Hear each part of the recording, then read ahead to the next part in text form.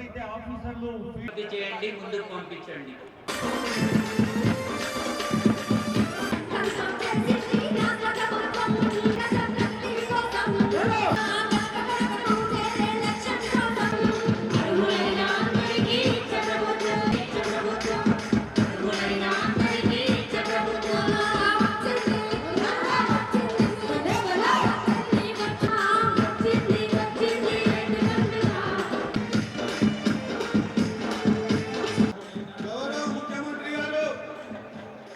Helicopter బయలుదేరి చాలా సేపు అయింది కోరుతున్నాను.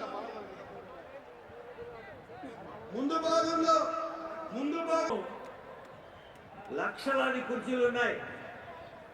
కూర్చొని ముఖ్యమంత్రిగా పెద్దలు చెబుతున్నారు. ఈ వేదికకు లెఫ్ట్ సైడ్ వకీళ్ల వ్యాజ్యాలు, మొత్తం ప్రపంచంలో ఎన్ని వృత్తులున్నా అవన్నీ కూడా కర్షక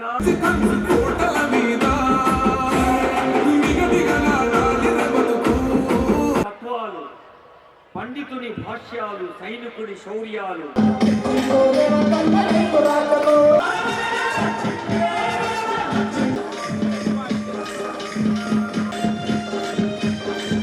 రేవంత్ రెడ్డి గారు 18,000 కోట్ల రూపాయలని ఇంకా 2 లక్షల కంటే ఎక్కువ ఉన్నటువంటి రైతులందరికీ కూడా అనుసంధానం కలిగించేందుకు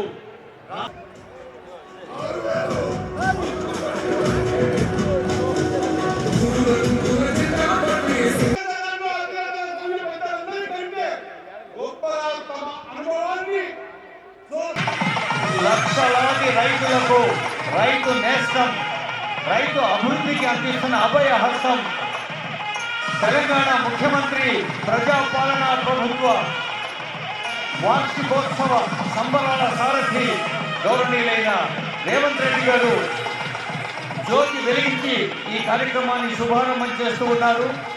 3 రోజుల పండగ రాష్ట్రంలోని రైతులందరికీ వ్యవసాయ శాస్త్రజ్ఞులు సాంకేతికంగా శాస్త్రపరంగా అవసరాల్ని అంచనా వేసే ఒక అద్భుతమైన వేదిక కల్పించింది ఈ ఉమ్మడి పాలమూరు జిల్లా.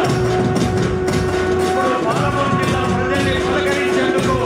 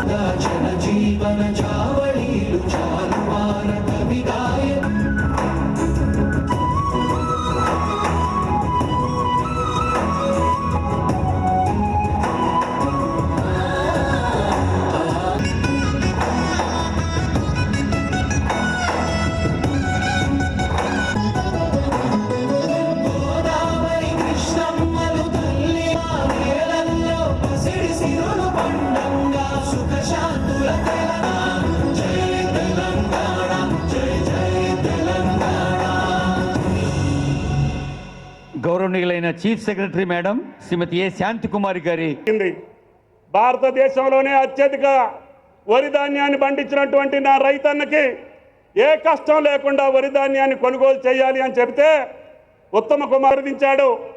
తెలంగాణ రైతాంగానికి ఎకరానికి 40 నుంచి 50 బస్తాలు ధాన్యం పండేటటువంటి అదృష్టం. Honourable CM, honourable deputy CM, honourable ministers అందరూ ఈ సందర్భంలో ఉన్నారు. ముఖ్యంగా తాటిపర్తి రఘుందర్ రెడ్డి కోట్ల రూపాయల చెక్ ఈరోజు లాంఛనంగా ఈ వేదికపై ఇద్దడు. ఆనరబుల్ సీఎం కోరిక పిల్లల మర్రిని మళ్ళీ పునరుజ్జీవింపచేసి రక్షించి సీఎం గారిని ఆ దృశ్యాన్ని చూసి మైమర్చిపోతున్నారు. చప్పట్లు కొట్టుకుంటా కూడా చూడవచ్చు. పిల్లల మర్రి ఒక అద్భుతమైన సింబాలిక్, అంటే ఒకరి నుంచి ఒకరికి వ్యాపించాలి. కాండాత్ కాండ అని ఒక వేదమంత్రం చెబుతోంది. అలా ప్రజలు కూడా సంతోషం, సౌభాగ్యం, సౌఖ్యం, సహృదయం ఒకరి నుంచి ఒకరికి రావాలి అని తెలియజేస్తూ ఇప్పుడు గౌరవనీయులైన ముఖ్యమంత్రి, ఉప ముఖ్యమంత్రి, మంత్రివర్యులందరి చేతులు పెద్దలు శ్రీధర్ బాబు గారు, మరో గౌరవ మంత్రివర్యులు ఎందుకు కృషి చేస్తూ ఈ ప్రజాపాలన తొలి వార్షికోత్సవాన్ని కర్షకోత్సవంగా మలిచిన రైతు పండుగ రూపశిల్పి ఆనరబుల్ సీఎం గౌరవనీయులు రేవంత్ రెడ్డి గారి సందేశం. 3 రంగుల జెండా బట్టి సింగమోలే కదిలినాడు. ఒక్కరో కాంగ్రెస్ సూర్యుడు, మన రేవంత్ అన్న నిగ్గదీసి అడిగే మునగాడు. సలహాదారు కె కేశవరావు గారు, అదేవిధంగా దేశం మీద ఉన్న ప్రజాప్రతినిధులు, కాంగ్రెస్ పార్టీ ప్రముఖులు, ప్రాణ సమానులైన వేలాది మంది పాలమూరు బిడ్డలు తరలి వచ్చి ఈ పాలమూరు గడ్డ ఇది రైతుల వేదిక. ఈ రైతు పండుగలో వేలాదిగా తరలి వచ్చి ఈనాడు మేము సంతోషంగా ఉన్నాం.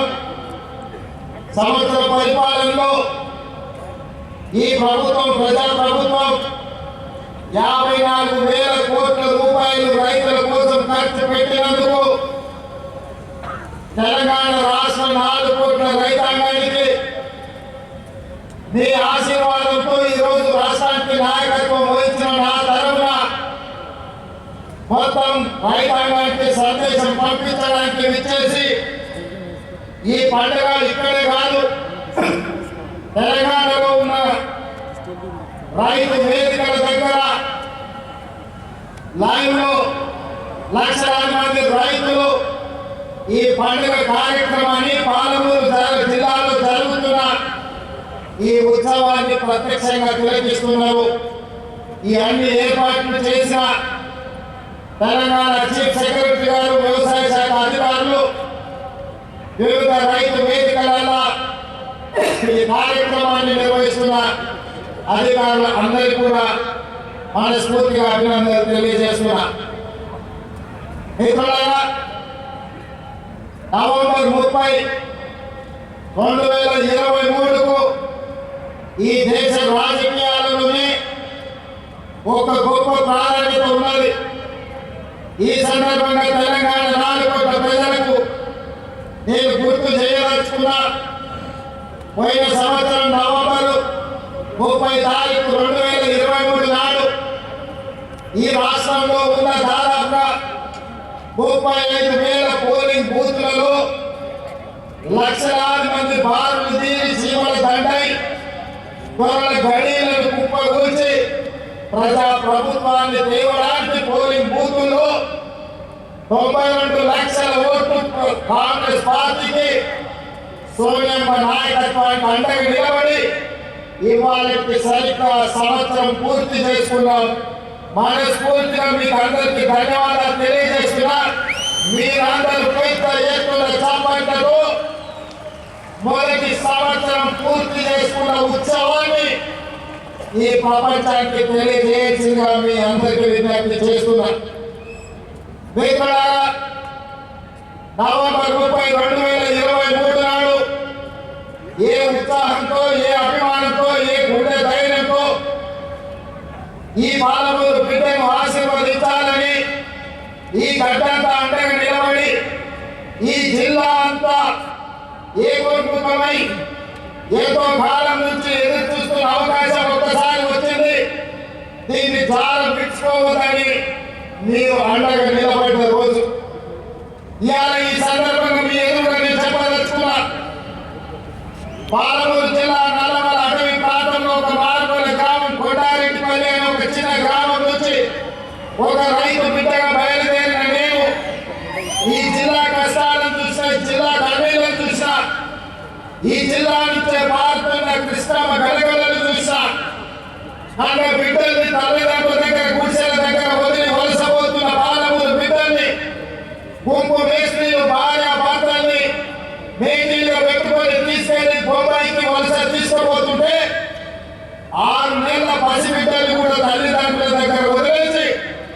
ఒంటరిగా వలసలు పోతున్న వాళ్ళ కన్నీళ్ళని నేను కళ్ళతో చూశాను. ముఖ్యంగా అచ్చంపేట నాయకత్వంలో వనపర్తి ప్రాంతంలో కుంభమేశ్వరుల నాయకత్వంలో తట్ట పని, పాల పని, మట్టి పని కోసం బొంబాయికు వలసలు పోతుంటే ఆనాడు బస్సులు ప్రత్యేకంగా వందలాది బస్సులు ఈ జిల్లా నుంచి వలసలు తీసుకెళ్లడానికి రైతాంగాన్ని తీసుకెళ్తుంటే వనపర్తిలో నేను చదువుకునేవాడి. ఆ రోజు నేను అనుకున్నా, ఏదైనా ఒక రోజు మనకు రాకపోతుందా, ఎండాకాలం ఎప్పుడు ఇక్కడే ఉంటుందా, ఒక రోజు మనకు వస్తుంది. ఆనాడు నేను నాకు అవకాశం వస్తుంది అనుకోలేదు. మన బాలమూరు బిడ్డకు ఒక రోజు అవకాశం వస్తుంది. అవకాశాన్ని అందిపుచ్చుకొని ఈ జిల్లా వలసలను నిర్వహించి ఈ జిల్లా బిడ్డల్ని సొంత ఊర్లో సొంత వ్యవసాయం సొంత కుటుంబానికి దగ్గరగా ఉండి జిల్లా ఆడుకోకపోతారా అని నేను ఎదురు చూసా. సరిగ్గా 70 సంవత్సరాల తర్వాత ఆనాడు ఉమ్మడి హైదరాబాద్ రాష్ట్రం మొట్టమొదటి ముఖ్యమంత్రిగా ఈ జిల్లా బిడ్డ పూర్వీకుల రామకృష్ణారావు ముఖ్యమంత్రి అయితే 70 సంవత్సరాల తర్వాత మీ బిడ్డ కొండారెడ్డిపల్లి నుంచి బయలుదేరిన ఒక రైతు బిడ్డ మీ అభిమానంతో ఈ తెలంగాణ రాష్ట్రానికి మళ్ళీ నాయకత్వం వచ్చే అవకాశం వచ్చింది. నా జన్మ ధన్యమైందని చెప్పి నేను ఈ సందర్భంగా తెలియజేస్తున్నాను. మీకు ఈ అవకాశం ఆశామాషిగా వచ్చింది కాదు. ఈ వచ్చిన అవకాశాన్ని ఆలోచన పనుల కోసమో అనవసరమైన ఖర్చుల కోసమో ఆర్భాటపు దేశాలు వేయడానికి కాదు. ఇది ఒక బాధ్యత. ఈ బాధ్యతను జవాబుదారీతనంతో నిర్వహించాల్సిన బాధ్యత నా మీద ఉన్నది. వేదిక మీద నా వయసంత అనుభవం ఉన్న కేశవరావు గారు ఉన్నారు. ఎంతో అనుభవజ్ఞులైన ఉత్తమ్ కుమార్ రెడ్డి గారు, తుమ్మల నాగేశ్వరరావు గారు, తుమ్మల కృష్ణారావు గారు, దామోదర రాజనరసింహ గారు, చాలా సుదీర్ఘకాలం మంత్రులుగా వివిధ హోదాలు చేసిన వాళ్ళు ఉన్నా వాళ్ళందరూ పెద్ద మనసు చేసుకొని ఆనాడు ఎన్నికల్లోనే తోడుగా కాదు, ఈనాడు కూడా అండగా ఉన్న పొంగిరెడ్డి శ్రీనివాస్ రెడ్డి గారు ఈ వేదిక మీద ఉన్నారు. వాళ్ళందరూ కూడా వయసులో చిన్నవాళ్ళైనా మీ అందరి ఆశీర్వాదం ఉండబట్టి పాలమూరు జిల్లాకు అవకాశాలు ఇవ్వాలని ఇవాళ తెలంగాణ రాష్ట్రానికి పెద్ద బాధ్యతైన ముఖ్యమంత్రి కూర్చే పాలమూరు బిడ్డలకి ఇచ్చిన మనమందరం వారికి మనస్ఫూర్తిగా ధన్యవాదాలు తెలియజేయాల్సిన అవసరం ఉన్నది. ఎందుకంటే నేనేనాడు మంత్రిగా కానీ కేంద్ర మంత్రిగా కానీ ఏ బాధ్యత చేయలే. జిల్లా పరిషత్ మెంబర్గా, జడ్పీటీసీగా, ఎమ్మెల్సీగా, ఎమ్మెల్యేగా, ఎంపీగా ప్రజలలో కలిసి పనిచేసిన కానీ అధికారంలో ఏ కుర్చీలో నేను కూర్చోలే. కానీ మీరు అండగా నిలబడి మీరు ఆశీర్వదించడంతో పెద్దలందరూ కూడా పెద్ద మనసు చేసుకొని ఇవాళ ముఖ్యమంత్రి ఒక పెద్ద కూర్చీలో కూర్చోబెట్టి సంవత్సరం పూర్తి చేసుకుంటున్న సందర్భంలో ఇవాళ నవంబర్ 30 తారీఖు 2024 నాడు ఇదే పాలమూరు గడ్డ మీద ఈ పండుగ మనతో కలిసి చేసుకోవడానికి వేదిక మీద పెద్దలందరూ వచ్చిండ్రు అంటే వాళ్ళందరూ మన పాలమూరు జిల్లాకు అండగా నిలబడ్డారు. ఇది మనకు ఒక గొప్ప అవకాశం అని చెప్పదలుచుకున్నా. మిమ్మల్ని అడుగుతున్నా, ఇవాళ టీఆర్ఎస్ నాయకులు, బీజేపీ నాయకులు, ముఖ్యంగా టీఆర్ఎస్ వాళ్ళు, చంద్రశేఖరరావు గారి కుటుంబం ఏ రకంగా మాట్లాడుతుందో, ఏ రకంగా విమర్శిస్తుందో, ఏ రకంగా తిప్పుతుందో నిశ్చితంగా మీరు అందరూ గమనించండి. 10 సంవత్సరాలు వాళ్ళు పరిపాలన చేసిరు, 2 సార్లు ముఖ్యమంత్రి అయిన వాళ్ళు ఏమి చేసిరో నాకంటే మీకు ఎక్కువ తెలుసు. ఎందుకంటే ఈ మట్టిని నమ్ముకున్న మీరు, ఈ మట్టిలోనే పుట్టి మట్టిలోనే కలిసే మీరు, ఈ మట్టి శాశ్వతమని నమ్మిన మీకు రైతు రుణమాఫీ గత ప్రభుత్వంలో జరిగిందా? రైతుకు గిట్టుబాటు ధర వచ్చిందా? ఆనాడు చంద్రశేఖరరావు గారు స్వయంగా మాట్లాడిన మాటని ఈనాటి రైతాంగం మర్చిపోయిందని వారు అనుకుంటున్నారా?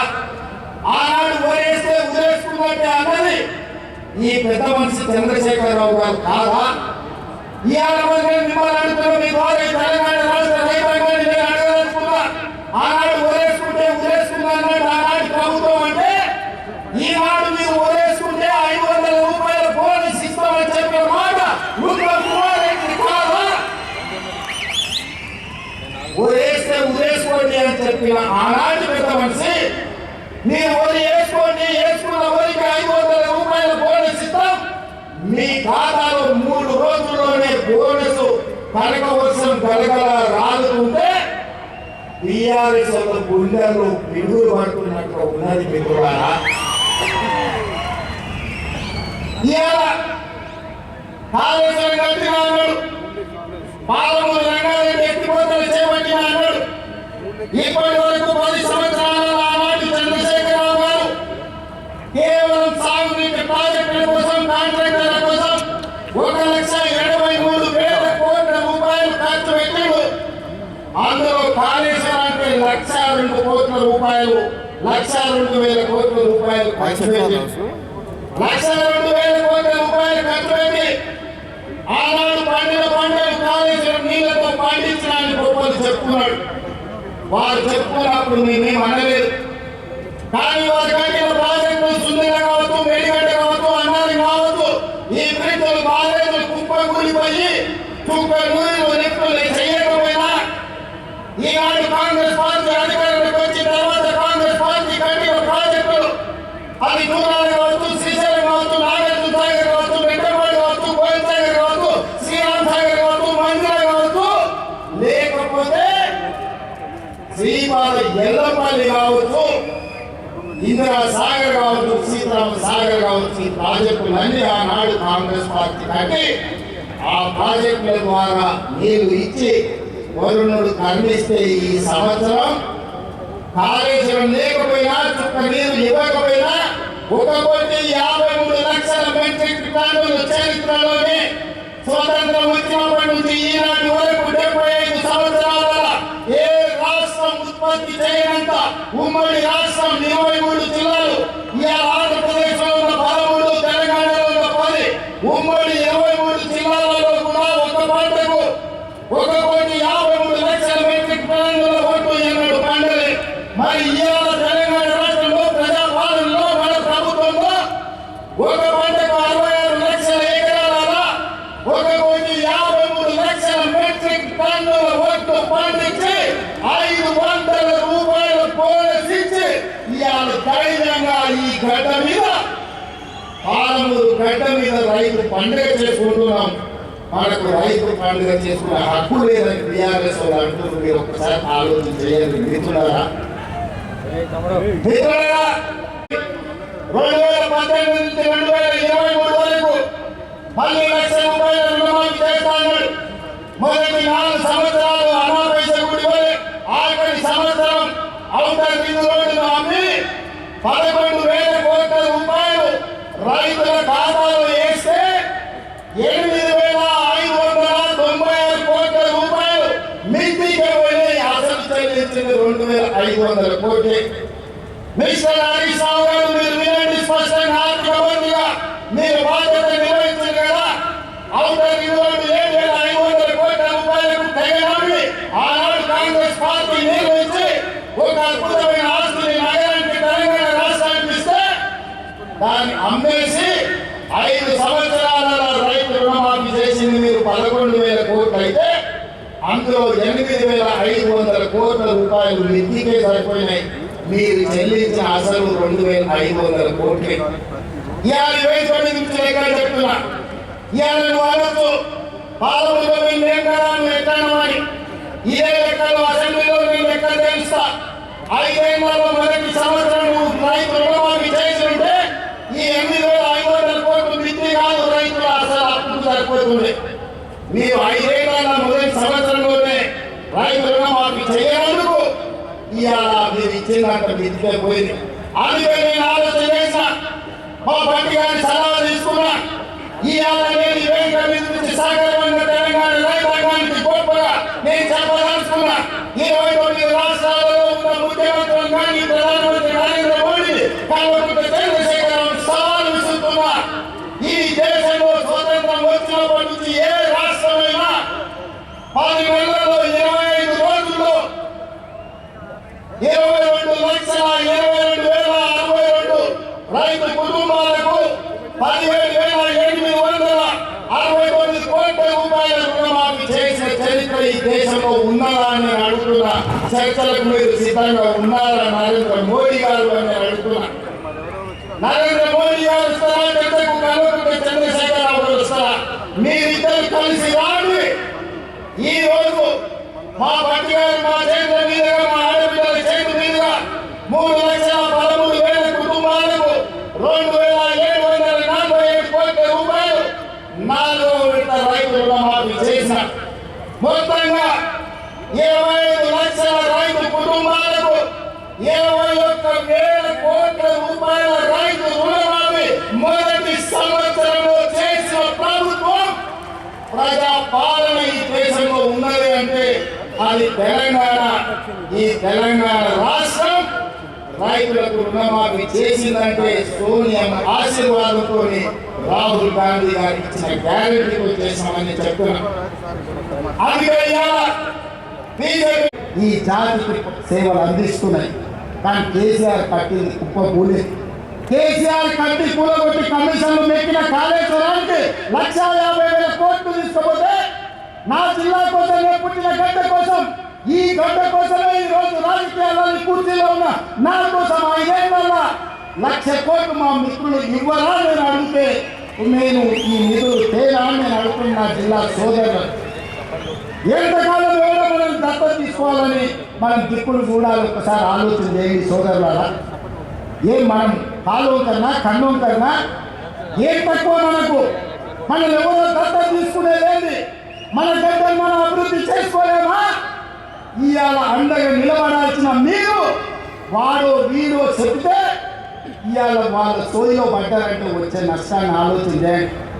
మల్లన్న సాగర్లో ముంచలేదా? కొండ పోచమ్మలో ముంచలేదా? రంగనాయక సాగర్లో దోసుకోలేదా?